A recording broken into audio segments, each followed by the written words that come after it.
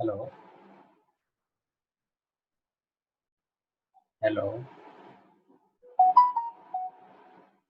आवाज आ रही है? Yes sir. स्टार्ट करें या वेट करें? और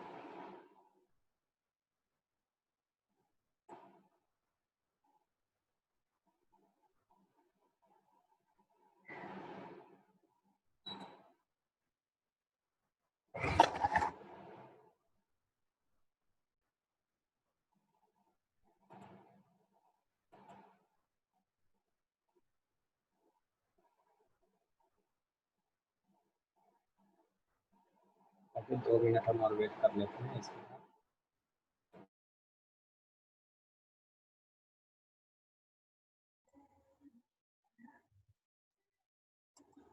चलिए, तो अभी हम बोल रहे थे कि हम अभी पढ़ेंगे आर्किटेक्चर। ठीक है, आर्किटेक्चर में पहला होता है कि किस किस तरह का आर्किटेक्चर होता है। पहला होता है टाइटली कपल, दूसरा होता है loosely couple. Tightly couple means कि जो भी हमारा आर्किटेक्चर होगा वो एक कंप्यूटर से दूसरे कंप्यूटर का टाइटली बॉन्ड होगा, हाईली इंटीग्रेटेड। अगर हाईली इंटीग्रेटेड नहीं हुआ तो वो मेरा टाइटली कपल्ड नहीं कहलाएगा। जैसे हाईली इंटीग्रेटेड मशीन दैट में लुक ए सिंगल कंप्यूटर। अगर यदि सिंगल कंप्यूटर को हम शुरू से बोल के आ रहे हैं कि एक कंप्यूटर में अगर मल्टी प्रोसेसर है तो उसको भी हम डिस्ट्रीब्यूटेड बना सकते हैं एज ए सिंगल प्रोसेसर, एक कंप्यूटर के एक पार्ट के लिए दूसरा। और मल्टी जो होता है कि जैसे ऑक्टा कोर अगर होगा तो उसमें 8 प्रोसेसर होगा, तो वो 8 प्रोसेसर एक ही कंप्यूटर में है पर वो काम डिफरेंट डिफरेंट करेगा। ओके, तो वो होता है टाइटली कपल्ड। लूजली कपल्ड हो जाएगा अगर क्लाइंट सर्वर है, पेयर टू पेयर कनेक्शन है, या डिस्ट्रीब्यूटेड ऑब्जेक्ट डिफरेंट कंप्यूटर को डिफरेंट जगह से हम जोड़ रहे हैं। तो आगे हमें डायग्राम दिखाएंगे, उस डायग्राम से आपको क्लियर होगा। देखिए, इसमें है कि अगर यदि टाइटली कपल्ड होगा तो टाइटली कपल्ड में जैसे एक पहले आप लीजिए टाइटली कपल्ड का हम एग्जांपल बता रहे हैं। टाइटली कपल्ड में हमारे पास एक ही कंप्यूटर होगा, ये ठीक है। तो एक कंप्यूटर में अगर इसके पास 8 कोर है, ठीक है, तो ये सिंगल कंप्यूटर इसको हम 8 भाग में डिवाइड करेंगे और 8 डिफरेंट इसको वर्क असाइन करेंगे। तो ये हो जाएगा एक कंप्यूटर के साथ टाइटली कपल्ड। अगर यदि ये लूजली कपल्ड है, लूजली कपल्ड मीन्स क्या है कि हमारे पास एक सर्वर है, एक ही सर्वर, अपने कॉलेज में भी एक ही सर्वर है, और एक सर्वर ही इंटरनेट के माध्यम से अपने कॉलेज में एक स्विच है, स्विच के माध्यम से लैब में भी जाता है, हॉस्टल में भी जाता है और फैकल्टी के पास भी आता है। ओके, तो अगर इस बीच में कोई बोलेगा कि सर हॉस्टल में इंटरनेट कनेक्शन नहीं है, तो इंटरनेट कनेक्शन हॉस्टल में क्यों नहीं होता है? पता चलता है कहीं कोई स्विच फेल कर गया, कहीं वायर क्रॉस कर गया, वायर टूट गया, कहीं मीन्स की एक्सेस पॉइंट ही नहीं काम कर रहा है, इसलिए वो कनेक्शन लूजली हो जाता है कि कोई भी कहीं से भी इंटरप्शन आ सकता है। पर टाइटली कपल्ड में एक ही कंप्यूटर है, एक ही कंप्यूटर में मल्टी प्रोसेसर है, ये कभी भी रुकेगा नहीं। अगर कंप्यूटर ऑन है तो 8 प्रोसेसर ऑटोमेटिक ऑन होगा। पर क्लाइंट सर्वर में पता चला सर्वर से तो कनेक्शन सही है, इंटरनेट तक जा रहा है, इंटरनेट के बाद हॉस्टल में कहीं वायर टूट गया, एक सिंगल कंप्यूटर है, सिंगल कंप्यूटर वाला स्टैटिक आईपी डाल के रखा है, ठीक है, फिजिकल नहीं है। तो ये सब प्रॉब्लम आती है लूजली कपल्ड में। ओके, नेक्स्ट आता है पेयर टू पेयर। अब है कि पेयर टू पेयर में क्या प्रॉब्लम आती है। पेयर टू पेयर में भी प्रॉब्लम आती है, वो भी एक लूजली कपल्ड है। जैसे ये कंप्यूटर सारे कंप्यूटर एक दूसरे से कनेक्टेड है, ओके, और पता चला कि ये कनेक्शन टूट गया, ठीक है, एक वायर किसी कारणवश या पिन खराब हो गया या कुछ वायर टूट गया या वायर है ही नहीं, कनेक्शन नहीं है, और ये एक दूसरे कंप्यूटर से बात करना चाहता है, एक क्लाइंट दूसरे क्लाइंट से बात करना चाहता है, तो ये बात कैसे होगी? थ्रू यहाँ से यहाँ आएगा और इसके बाद यहाँ आएगा, मीन्स एक बीच में इंटरफेस आएगा। इस कंप्यूटर को मन होगा कि इसका एड्रेस हम बताए तो बताएगा, नहीं मन होगा तो नहीं बताएगा, फिर ये इसके पास आएगा, फिर ये इसके पास। अगर यदि कोई नहीं बताया तो इसका एड्रेस इसको नहीं मिल पाएगा, पर इसको जरूरत है इसके एड्रेस का। तो इसीलिए बोला जाता है कि ये सब एक लूजली कपल्ड है। डायरेक्टली आप उससे नहीं ले सकते हैं, या बैन नहीं है देने के लिए कि आपको देना ही पड़ेगा उसका एड्रेस। ओके, तो ये होता है client architecture of distributed computing में। दो तरह से, लूजली कपल और टाइटली कपल्ड के बारे में आपको इसी में हम एक्सप्लेन करके बताया। अब होता है कि टाइटली कपल्ड का कोई एक एग्जांपल बताओ, या उसमें किस तरह से टाइटली कपल्ड होता है। Distributed shared memory, tightly coupled का एक एग्जांपल है कि distributed shared memory. Distributed shared memory में होता है provide childrens of single shared memory, it spare the programmer to function of message passing. ठीक है, टाइटली कपल्ड में क्या होता है कि टाइटली कपल्ड कहने के लिए हम कहा जाता है कि एक वो डिस्ट्रीब्यूटेड शेयर्ड मेमोरी है, वो टाइटली कपल्ड है। अब क्यों है ये टाइटली कपल्ड? इसलिए है कि एक मेरा डिस्ट्रीब्यूटेड मेमोरी है यहाँ पे। ठीक है, ये डिस्ट्रीब्यूटेड मेमोरी क्या करता है कि जो भी मेरे पास एक प्रोसेसर है, एक प्रोसेसर, प्रोसेसर 1, प्रोसेसर 2 और प्रोसेसर 3। ठीक है, अब हम यहाँ पे मेरा ए, बी और सी, जैसे मान लो कि मास्टर कंप्यूटर है, ये स्लेव कंप्यूटर है। ठीक है, स्लेव कंप्यूटर, ये तीनों स्लेव कंप्यूटर। मास्टर कंप्यूटर क्या किया कि इस P1 को एक काम असाइन किया थ्रू मेमोरी। मेमोरी से क्या किया कि P1 का काम है कि ए पे ओनली काम करना। ठीक है, किसी एक डाटा पे काम करना। तब P1 को ए असाइन हो गया, मीन्स इस मेमोरी में डाटा था, इस मेमोरी से इसको असाइन हो गया। P1 अपना प्रोसेसर कर रहा है, इसके पास अपना मेमोरी है, ये अपना काम करके अपने मेमोरी में रख लिया। ठीक है, इसी तरीके से बी इसको असाइन हुआ, ये अपना काम करके अपने मेमोरी में, सी इसको असाइन हुआ, ये अपना काम करके अपने मेमोरी में रख लिया। अब मास्टर कंप्यूटर या शेयर मेमोरी जो डाटा शेयर किया था, वो बोल रहा है कि आप अपना आउटपुट हमको रिटर्न करो। जो हम आपसे रिक्वेस्ट किए थे, आपसे अगर काम हो गया तो अपना रिस्पॉन्स रिटर्न करो। तो ये अपना रिस्पॉन्स रिटर्न करता है। इसमें इस कंप्यूटर को P1 को P2 से कोई लेना देना है, P2 को P3 से कोई लेना देना नहीं है, जो कि ये सारा का सारा एक ही कंप्यूटर का पार्ट है। ये हो गया हार्ड डिस्क, ये हो गया इसके पास रैम, ये हो गया इसके पास रैम, ये हो गया इसके पास रैम, फिजिकल कैसे मेमोरी। ओके, तो ये होता है टाइटली कपल्ड का शेयर मेमोरी के साथ क्या एग्जांपल है। अब आता है issue with distributed share memory. इसके साथ क्या इशू क्या आ सकता है? ओके, इसके साथ इशू आता है machine are still connected by a network. Okay,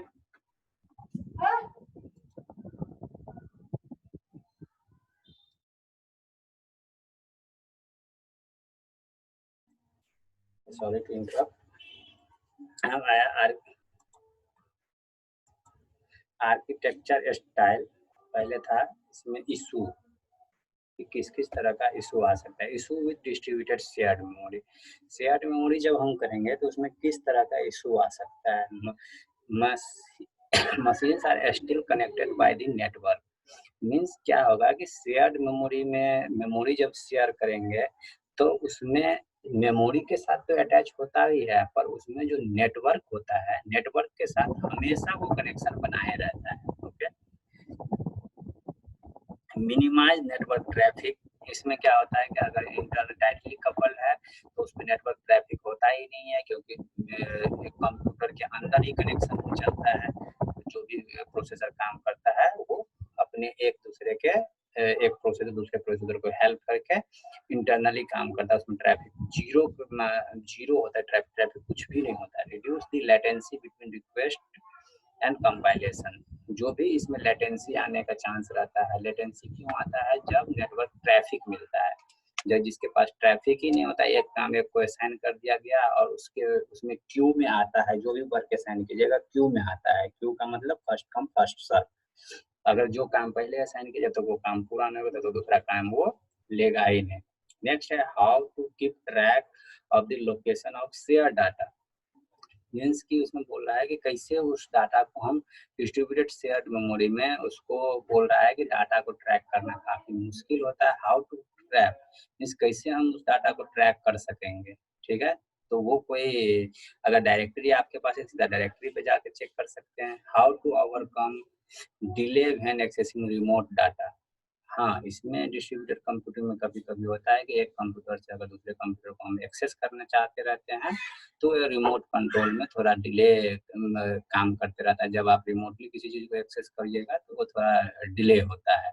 how to make share data concurrently accessible, duplicate share data on multiple machine.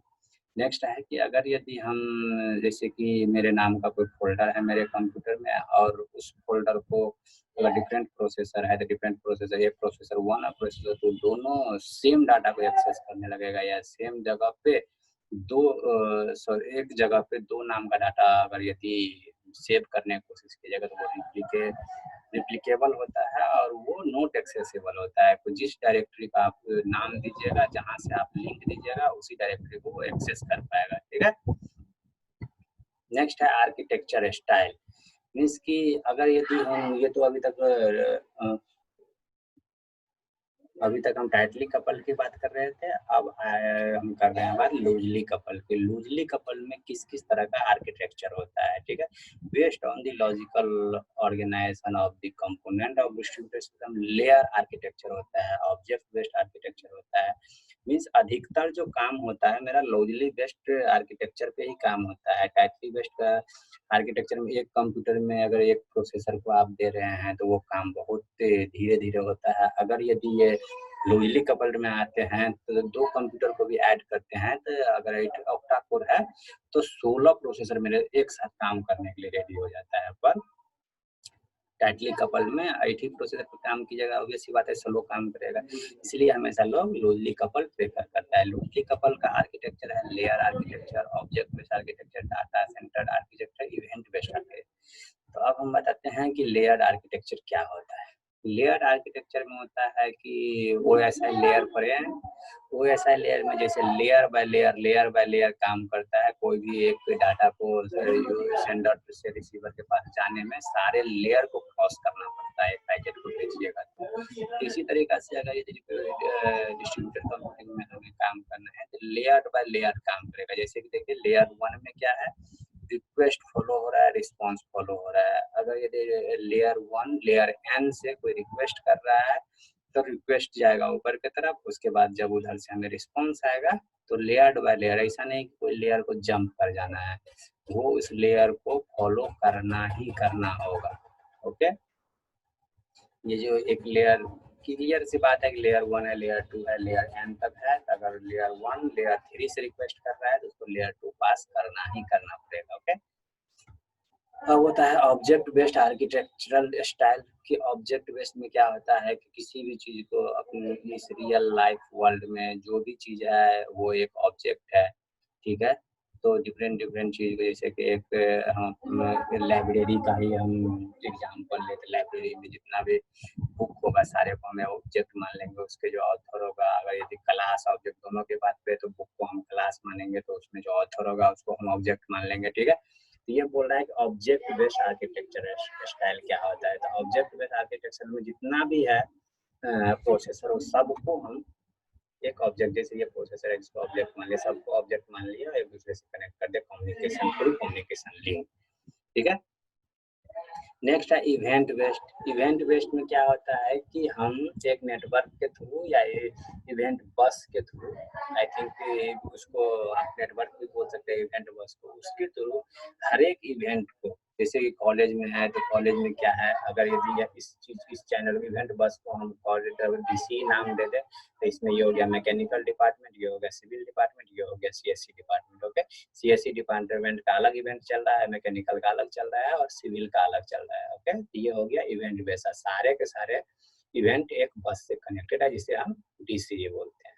Okay, अब होता है share data space architecture style. तो इसमें क्या होता है कि शेयर डाटा मीन्स जो भी डाटा मेरे पास आएगा उसको इंटरनेट पे हम डाल देंगे, क्लाउड पे डाल देंगे, क्लाउड से उसको कोई भी एक्सेस कर सकता है। ये भी एक स्टाइल है कि कैसे हम डिस्ट्रीब्यूटेड कंप्यूटिंग बना सकते हैं। डिस्ट्रीब्यूटेड कंप्यूटिंग का सब डिस्ट्रीब्यूटेड कंप्यूटिंग का ही स्टाइल है कि हम क्लाउड पे डाल दिए, क्लाउड पर से कोई भी उस डाटा, जैसे फेसबुक हो गया, फेसबुक एक डिस्ट्रीब्यूटेड वो है, फेसबुक का है, आपके पास यूजर नेम पासवर्ड है, आप भी अपना डाटा को फेसबुक पे कोई फोटो अपलोड करते हैं, कहीं पे हम उसको जाके सेव कर देते हैं अपने प्रोफाइल में। अब हम अपने प्रोफाइल में हम अपने मेमोरी में तो शेयर कर दिए, सेव कर दिए, लेकिन क्या ऐसा होता है कि वो चीज़ दूसरे को नहीं देखता है? अगर मास्टर देखना चाहेगा तो उसको नहीं देखता है, उसको मास्टर को भी वो चीज़ दिखेगा। ओके, तो ये होता है share data space architectural style. ये अपना सारा का सारा डाटा क्लाउड पे स्टोर करके रखता है और वहाँ से एक दूसरे को एक्सेस कर सकता है। नेक्स्ट है system architecture of distributed system. Means कि डिस्ट्रीब्यूटेड सिस्टम जो होता है उसको ही कैसे, अभी तक तो वो हो गया कि लूजली कपल और टाइटली कपल आर्किटेक्चर था, अब है कि डिस्ट्रीब्यूटेड सिस्टम जो होता है उसको हम किसी तरह से आर्किटेक्चर करते हैं। उसका क्या आर्किटेक्चर होता है? सबसे नीचे देखिए कंप्यूटर एंड नेटवर्क हार्डवेयर। एक हम हार्डवेयर लेंगे, उसमें हम ऑपरेटिंग सिस्टम डालेंगे। ऑपरेटिंग सिस्टम डालने के बाद अभी तक तो हार्डवेयर ऑपरेटिंग सिस्टम है तो कंप्यूटर बन गया। इसके बाद मिडिल वेयर में आता है कि मिडिल वेयर में हम डिस्ट्रीब्यूटर का पूरा काम करते हैं। मिडिल वेयर के बाद आता है एप्लीकेशन और सर्विस। उसमें जैसे एप्लीकेशन में आप व्हाट्सएप ले लीजिए, गूगल क्रोम ले लीजिए, इंटरनेट एक्सप्लोरर ले लीजिए, सारे का सारा एप्लीकेशन और सर्विस है। अब मिडिल वेयर में पूरा का पूरा architecture distributed architecture middleware पे काम करेगा। ठीक है, तो मिडिल वेयर क्या होता है? Middleware a software layer that provides a programming abstraction to mask the heterogeneity of the underlying perform network language hardware। क्या होता है कि मिडिल वेयर जो काम करता है वो एक्चुअली हम लोग को दिखता नहीं है। ओके, दिखता नहीं है कहने का मतलब कि वो हिडन की तरह काम करता है। हम कोई सी या सी प्लस प्लस का प्रोग्रामिंग करते हैं तो उसमें हम ए डाटा देते हैं, बी डाटा देते हैं, सी में जाकर जोड़ देते हैं, एक एडिशन का प्रोग्राम करते हैं। तो आपको ये दिखता है, आप प्रोग्राम को रन करवाते हैं, आपको आउटपुट आ जाता है, पर आप ये तो नहीं जानते कि इंटरनली अंदर में कितना प्रोग्रामिंग किया हुआ, कंपाइल कैसे हुआ, रन कैसे हुआ, कौन कौन सा फंक्शन अप्लाई हुआ, और ऐड करके दे देता है। सिंपल सी कैलकुलेटर की ले लीजिए, कैलकुलेटर में क्या होता है, हम एक डिजिट दबाते हैं, प्लस दबाते हैं, दूसरा डिजिट दबा के हमको आउटपुट आ जाता है। ओके, तो वो यही बोल रहा है कि मिडिल वेयर क्या काम करता है? Software layer that provides a programming abstraction. Abstraction means क्या होता है? Data hiding to mask the heterogeneity of the underlying perform. Means वो हेटेरोजेनिटी उसके अंदर परफॉर्म करता है जो हिडन प्रोग्रामिंग होता है। जैसे नेटवर्क पे क्या काम होता है नहीं होता है आपको कोई पता नहीं, लैंग्वेज में क्या काम होता है नहीं पता, हार्डवेयर के अंदर क्या काम होता है आपको नहीं पता, बस लैपटॉप आपको पता है कि लैपटॉप है और लैपटॉप आपको आउटपुट दे देता है। अंदर लैपटॉप के अंदर में कौन सा वायरिंग है, क्या है नहीं है वो भी नहीं पता है, कौन सा लैंग्वेज यूज किया गया है कंप्यूटर के अंदर वो भी नहीं पता है। हम अपना नाम देखना चाहते हैं, नाम टाइप करते हैं, नाम डिस्प्ले होकर आ जाता है। Okay, next, but the end-to-end argument implies that some aspects of communication support cannot always be abstract away from application। कभी बोला जाता है कि एंड टू एंड अगर यदि हम उसको कम्युनिकेट करना चाहेंगे तो वो सपोर्ट नहीं करता है ड्यू टू डाटा एब्स्ट्रैक्शन। ठीक है, अब है कि इंड टू इंड आर्गुमेंट क्या होता है? End to end argument, the function is question can completely and correctly be implemented only with the knowledge and help of application standing at the end point of the communication system, therefore providing that question function as a feature of communication system itself is not possible। ठीक है, end to end argument ये होता है कि उसमें आप कोई भी एप्लीकेशन डालिए, मीन्स कि फर्स्ट कंप्यूटर से लास्ट कंप्यूटर, जैसे कि अगर बीच में मिडिल वेयर में क्या होता है कि फर्स्ट मास्टर कंप्यूटर किसी कंप्यूटर को काम असाइन कर दिया और दूसरा जो स्लेव कंप्यूटर होगा या नोट कंप्यूटर वो भी चाहता है कि किसी और कंप्यूटर हम खुद से नहीं करें, हम मास्टर बनकर हम अपना काम किसी और को असाइन कर दें। ओके, तो इसी तरीका में ये बोलता है कि ये चीज not possible, system it self is not possible. ठीक है, तो यही इसके इंड टू इंड कंप्यूटर में यही होता है कि एक कंप्यूटर दूसरे कंप्यूटर को काम असाइन किया, दूसरे कंप्यूटर तीसरे कंप्यूटर को काम असाइन कर दिया, जो कि ये पॉसिबल नहीं है। आपको काम असाइन किया गया है तो आप खुद से कीजिए। इसमें आता है कुछ client server model. Client server model में क्या है कि एक मेरे पास सर्वर होता है, जैसे देखिए यहाँ कि एक सर्वर था मेरे पास, ठीक है, ये सर्वर था मेरे पास, ठीक है। ये सर्वर काम इसको असाइन किया, ठीक है। ये सर्वर फिर से काम इसको क्लाइंट को दे दिया, ओके। यही बोल रहा है क्लाइंट सर्वर प्रोसेस में सर्वर टू सर्वर और सर्वर टू क्लाइंट, ये एक कम्युनिकेशन है। इसमें आपको बताया गया है कि ये प्रोसेस है और ये कंप्यूटर है। यह एक सर्वर कंप्यूटर है, ये सर्वर कंप्यूटर इसको काम असाइन किया और ये इसको काम असाइन किया, ओके। ये इधर से वो इनोवेशन किया और इधर से वो उसको रिजल्ट दे दिया। ये था क्लाइंट टू सर्वर। अब है क्लाइंट टू सर्वर मॉडल का कैरेक्टरिस्टिक्स क्या होता है कि वो बेसिक होता है और उसका जो स्लेव होता है, जो आप रिक्वेस्ट कीजिएगा उधर से उसी तरीके का रिस्पॉन्स आएगा। अगर यदि आप रिक्वेस्ट कर दिए तो उसका रिस्पॉन्स का वेट कीजिए। Upon receipt of request it process them to send the reply. Means आप अगर रिक्वेस्ट किए हैं तो आप उसके रिप्लाई का वेट कीजिए, ठीक है। कैरेक्टरिस्टिक ऑफ क्लाइंट सर्वर का ये था। ये क्लाइंट का क्या है कि मास्टर जो रिक्वेस्ट किया है उसके रिक्वेस्ट को आप रिस्पांस दीजिए कि वो किस तरह से, उसको एक्नॉलेजमेंट दीजिए किस तरह से वो क्या मांगा है, उसको उसी तरीका का रिस्पांस मिलना चाहिए। फिर है peer to peer connection. Peer to peer connection में क्या है तो end to end connection, same to same इसमें है इंड टू इंड कनेक्शन, एक कंप्यूटर दूसरे कंप्यूटर से। ये फर्स्ट स्लाइड में ही हम आपको बताए थे दोनों, ठीक है। यहाँ ज़्यादा एक्सप्लेन करने की जरूरत नहीं है। अब दोनों में डिफरेंस क्या है, क्लाइंट सर्वर और पीयर टू पीयर में वाइडली यूज होता है। क्लाइंट सर्वर वाइडली यूज होता है बहुत लॉन्ग डिस्टेंस के लिए। पीयर टू पीयर क्या होता है कि छोटे जगह पे छोटे लेवल पे उसका यूज होता है।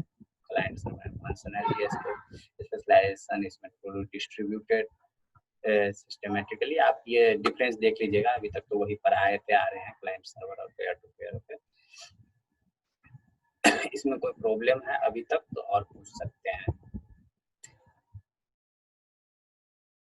किसी को कोई प्रॉब्लम है?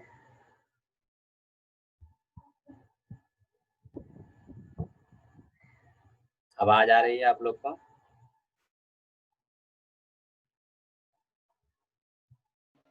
Yes sir. कोई प्रॉब्लम है आप लोग को? No sir. No sir. Okay, तो हम आगे बढ़ते हैं। Variation of themes. Sometimes we need to consider the use of multiple servers to increase performance and excellence. Means कि आप अगर यदि मल्टीपल सर्वर क्या होता है कि अभी तक बताया कि पेयर टू पेयर कनेक्शन में कोई सर्वर नहीं होता है, सब अपने आप को सर्वर मानता है। पर अगर क्लाइंट सर्वर की बात करें, जितना आप सर्वर लगाइएगा उतना फास्ट आपका कनेक्शन होगा। अपने कॉलेज में एक ही सर्वर है इसलिए इंटरनेट स्लो है। अगर यदि हॉस्टल के लिए एक सर्वर अलग हो जाए, दूसरे हॉस्टल के लिए अलग हो जाए, एकेडमी के लिए अलग हो जाए, सारे डिपार्टमेंट के लिए अलग अलग सर्वर हो जाए तो वो इंटरनेट स्पीड काफी फास्ट हो जाएगा। The use of mobile code, user need for low cost computer। अगर यदि आप सब कुछ चाहेगा हम सुपर कंप्यूटर या एप्पल का ही कंप्यूटर यूज करें तो वो संभव नहीं है। अगर यदि आप को जरूरत है तो लो कॉस्ट कंप्यूटर भी यूज कर सकते हैं। Requirement to add and remove mobile device. अगर यदि आपके पास रिक्वायरमेंट है तभी उस सॉफ्टवेयर को रखें, अदरवाइज उस चीज को डिलीट कर दें, नहीं तो कंप्यूटर स्लो होता है। तब होता है कि मल्टीपल सर्वर, समझ गए। अभी तक था क्लाइंट एंड सर्वर, अब है मल्टीपल सर्वर।